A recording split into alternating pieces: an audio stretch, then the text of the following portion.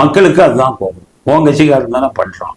அப்ப என்ன விஷயம்னு கேட்டீங்கன்னா, அவனுக்கு என்ன தைரியம்? நம்ம கட்சி ஆட்சியில இருக்கு, நம்ம என்ன செஞ்சாலும் போலீஸை கேள்வி செய்ய மாட்டாங்க, கேள்வி கேட்க மாட்டாங்க.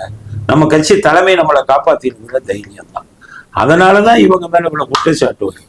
எல்லாத்துலயும் இதுதான். இப்ப ஆம்ஸ்ட்ராங்னு சொன்னீங்க, ஆம்ஸ்ட்ராங் கொலை வழக்கு என்னாச்சு? ஒரு அரசியல்வாதி மேல குற்றம் சாட்டினாங்களா இல்லையா?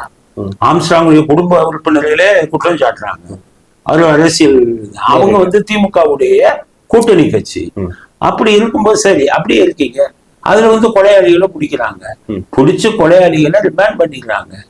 அதுல திருப்பி ஒரு கொலையாளியை கூப்பிட்டு போலீஸ் சுட்டாங்கன்னா என்ன அர்த்தம்? அந்த ரகசியம் தெரிந்த குற்றவாளியை போலீஸ் சுட்டிருக்காங்க. அப்ப ஆளுங்கட்சியை காப்பாத்துறதுக்கான விஷயம் அப்படின்னு தானே கருதப்படுது. இப்ப அஜித்குமார் கொலை வழக்கு எடுத்துக்காங்க. நிகிதாவுக்கு நிகிதாவுக்காக அவன் அடிச்சு நகையை வாங்குங்கன்னு சொன்னது யாரு? மேலிடம்.